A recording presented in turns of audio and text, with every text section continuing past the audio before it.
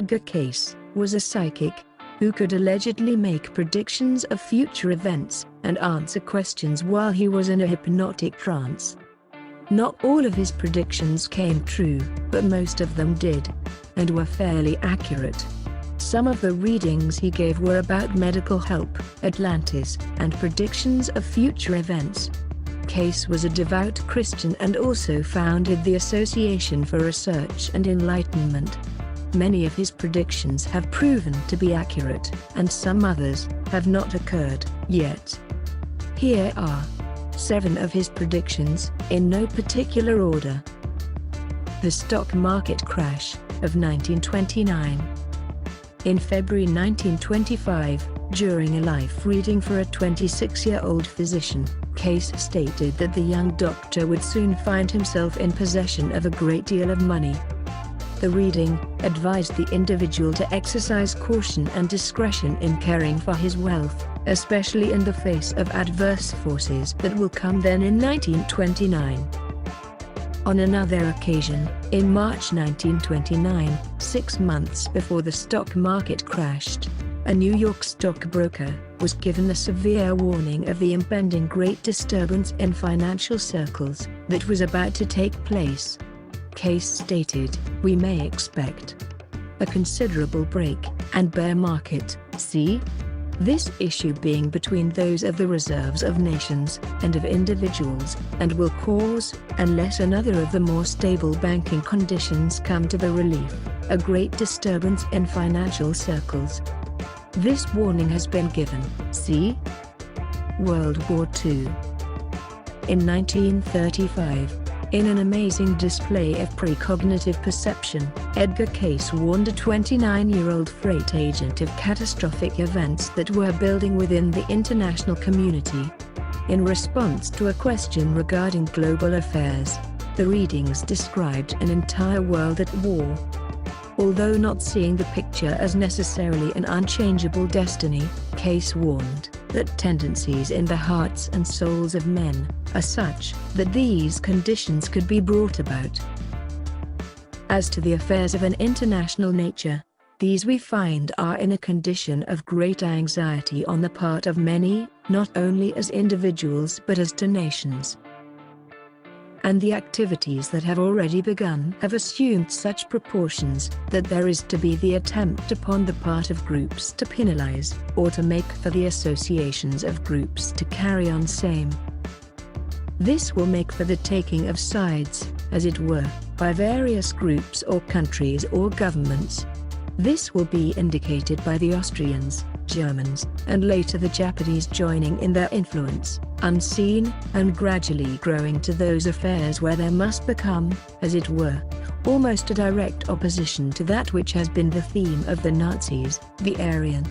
For these will gradually make for a growing of animosities. And unless there is interference from what may be called by many the supernatural forces and influences that are active in the affairs of nations and peoples, the whole world as it were will be set on fire by the militaristic groups and those that are for power and expansion in such associations.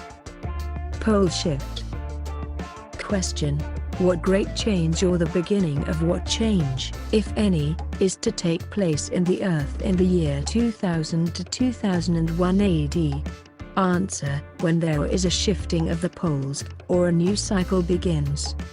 Given August 11, 1936.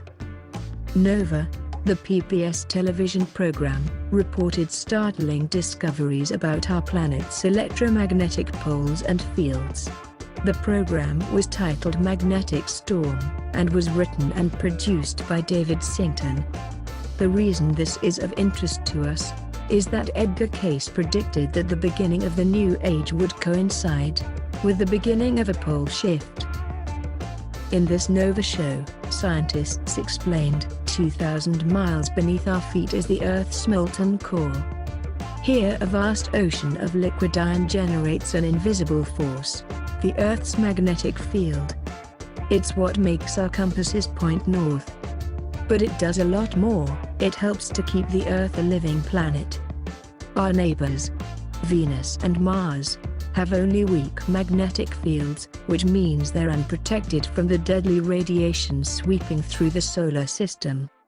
The Earth, on the other hand, exists within a vast magnetic cocoon, a force field that for billions of years has sheltered us on our journey through space. Now scientists have made a startling discovery. It seems there's a storm brewing deep within the Earth, a storm that is weakening our vital magnetic shield. Pete Rolson at Johns Hopkins University explained that the Earth's magnetic field has been our protector for millennia, and now, it appears, it's about to go away.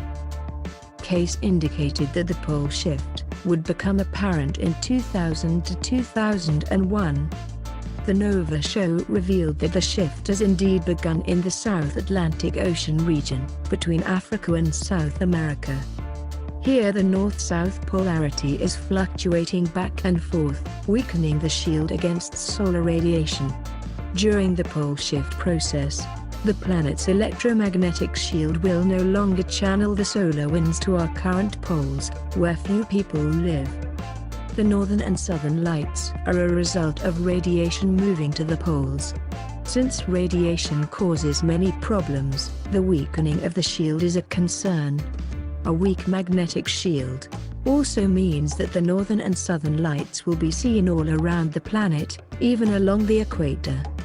It may be a beautiful, wondrous, visionary time for Earth, but not a healthy time for many of its inhabitants. Convergence of communications companies. The following reading, given in 1929, is an interesting one on the convergence of large communications companies. These mergers did indeed occur. Also, Cayce's description of how varied channels of communications working in a more cooperative and structured manner has come to pass. These combinations in communicative forces, as has been given, will take place. As to when and how, consider the conditions as prevent such a coalition at this time. Not only are there some of the laws as concerning same to be changed, but many of the larger holdings are to be won over by death even. In these changes, then, these are to be a gradual change, and will come about much in the same way and manner as the various express companies came under the direct correlation physically in one form. Not that wars alone are to produce same, but the rumors of many of same, making the necessity of communications in the varied fields to come under one supervision, will make physical coalition. As to when, in time, it may be years, but all of the varied channels of communication will work one with another, and thus the varied commodities in their various divisions, as has been given, will offer an opportunity of investments as for holdings, and as for speculative interest, both those of the air and of physical contact, meaning those of telegraph, telephone, as well as radio or radial operative forces, including International American, Western Union, Westinghouse, and radio. The life of the Essence. Edgar Cayce described the Essence in detail many years before the discovery of the Dead Sea Scrolls. The first of the Dead Sea Scrolls were discovered in 1947, 2 years after Edgar Cayce's death. Cayce mentioned the Essence in 171 different readings. Here are just a few excerpts. Before this, we find the entity was during those periods, when there was much turmoil in the land of Judea, when there was the announcing of the prophet, of the new teacher, and all Judea had gone out to John. The entity then was among those that had been of the students of the Essence, and in direct connection with many that had been prophesying, had been searching the records of or for the coming of the new light to those that had been hemmed in by tradition and by the acts of peoples in a political and religious purpose in the land. In that experience we find the entity was a soul seeking through those associations and activities that brought the entity into the environ of the Grecian Syrophoenician surroundings, and in the activity in Palestine grew into womanhood there is one, that would be termed in the present, in the household of the counselor of those that traded with the peoples in that land. With the advent of the Roman rule, The activities of such people became much more important, for there was the necessity of keeping a balance with both the Jew, the Greek and the Roman. When the ministry of the Forerunner began, that of itself brought into the association of the entity many of those that were in that particular sect of peoples to whom the entity then was joined, the essence. It then became a refuge or hospital for those that might become the teachers, the ministers, for the activities of the essence or teachers of which the master was a member during the sojourn in Palestine. This was a part of that group of essence who, headed by Judy, made those interpretations of those activities from the Egyptian experience, as the temple beautiful, and the service in the temple of sacrifice. Hence it was in this consecrated place where this selection took place. Blood used as a diagnostic tool. During the course of a physical reading given for one individual, the reading foresaw future medical advancements that might make diagnosis from a drop of blood a possibility. The reading was given in 1927, at the time when the prediction would have been considered the makings of science fiction.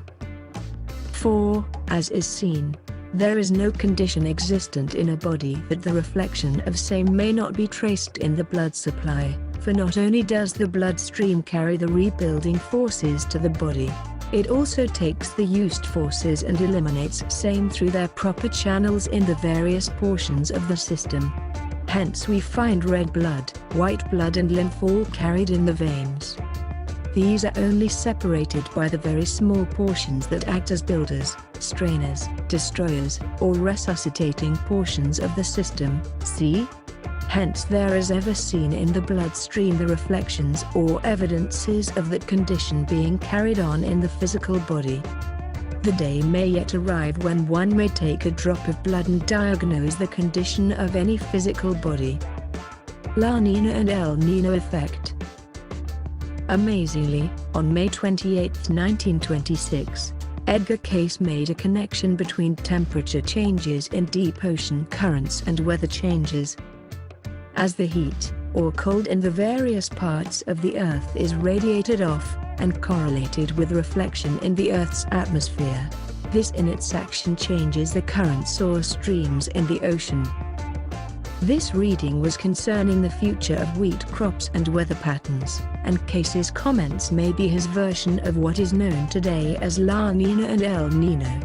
These are weather patterns that are a result of temperature changes in the deep currents of Earth's oceans. These changes in the temperature of ocean currents have had dramatic effects on our weather, as Cayce foresaw.